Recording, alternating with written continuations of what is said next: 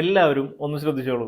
James bond വരെ use ചെയ്ത ഒരു മോഡലാണ് ഈ കാണുന്നത്. ഇതിന്റെ പേരാണ് കാസിയോ റോയൽ. കാസിയോയുടെ AE1200 എന്ന് പറയുന്ന ഒരു മോഡലാണ്. റോയൽ കാസിയോ എന്നൊരു പേരുണ്ട്.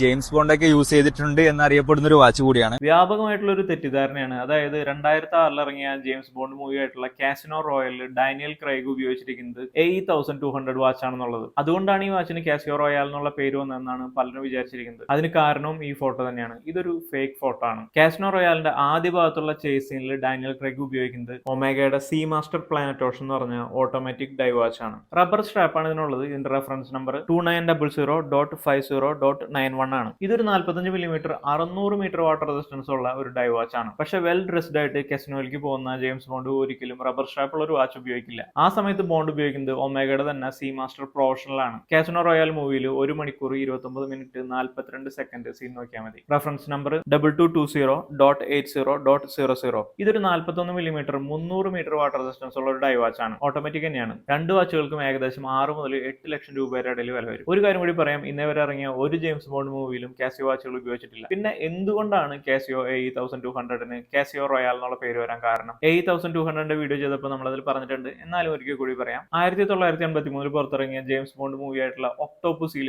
ജെയിംസ് ബോണ്ട് ആയിട്ട് അഭിനയിച്ച റോജർ മൂർ ധരിച്ചിരുന്നത് സീക്കോടെ G7575020 സ്പോർട്സ് 100 എന്ന് പറഞ്ഞ വാച്ചാണ്. ഈ വാച്ചുമായിട്ട് കാഴ്ചയിലുള്ള സാമ്യം കൊണ്ടാണ് നമ്മുടെ AE1200നെ കാസിയോ റോയൽ എന്ന് വിളിക്കുന്നത്. ഇനി ആരെങ്കിലും ഈ ജെയിംസ് ബോണ്ട് കഥയായിട്ട് വന്നു കഴിഞ്ഞാൽ നിങ്ങൾ വേണം അവർക്ക് പറഞ്ഞ് മനസ്സിലാക്കി കൊടുക്കാൻ.